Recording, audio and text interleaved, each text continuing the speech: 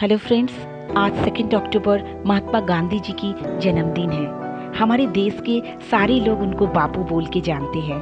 उन्होंने देश के लिए बहुत कुछ किया है।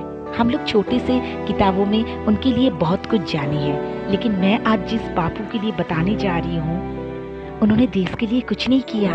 उन्होंने बस हमारे परिवारों के लिए किया।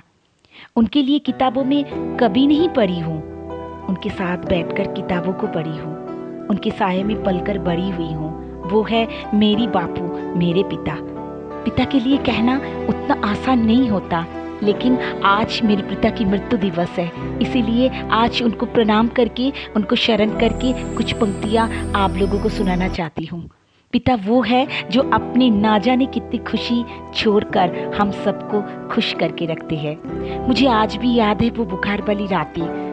हमारी फिक्र में माँ अकेला थोड़ी जागा करती थी। कच्ची नींद में तो पापा भी रहा करते थे।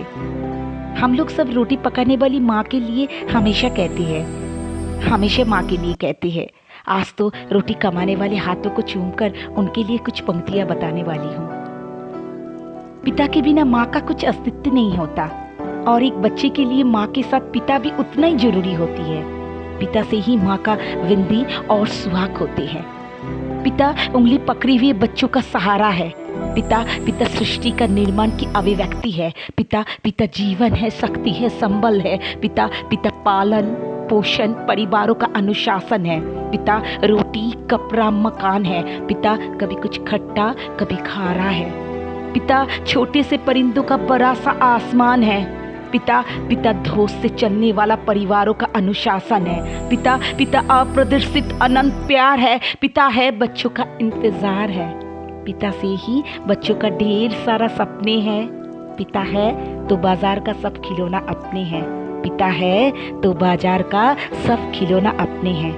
पिता से परिवार में प्रतिपल राग है। पिता परमात्मा जगत की प्रति आस है। पिता अपने इच्छा का हनन और परिवारों की पूर्ति है। पिता संस्कार की मूर्ति है। पिता एक जीवन में दिया हुआ दान है। पिता दुनिया में दिखाने वाली एहसास है। पिता रक्त में दिया हुआ संस्कार की मूर्ति है। पिता सुरक्षा है अगर पिता है।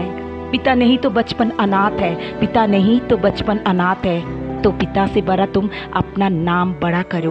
पिता को अपमान नहीं, उन पर अभिमान करो, क्योंकि माँ बाप को कभी कोई पाट नहीं सकता। ईश्वर भी उनकी आशीष को काट नहीं सकता। विश्व में किसी भी देवता का स्थान दूजा है। माँ बाप की सेवा ही सबसे बड़ा पूजा है। किसी भी तीर्थ यात्रा व्यर्थ है यदि बच्चे रहते हुए माँ बाप असमर्थ है, यदि बच्चे रहते हुए माँ बाप वृद्धाश्रम में है। वो खुश नसीब होते हैं माँ बाप जिनके साथ होते हैं, क्योंकि माँ बापों की आशीषों का हाथ हजारों हाथ होते हैं। माँ बापों का आशीषों का हाथ हजारों हाथ होते हैं। आज यही कह के आज का कविता समाप्त करती हूँ।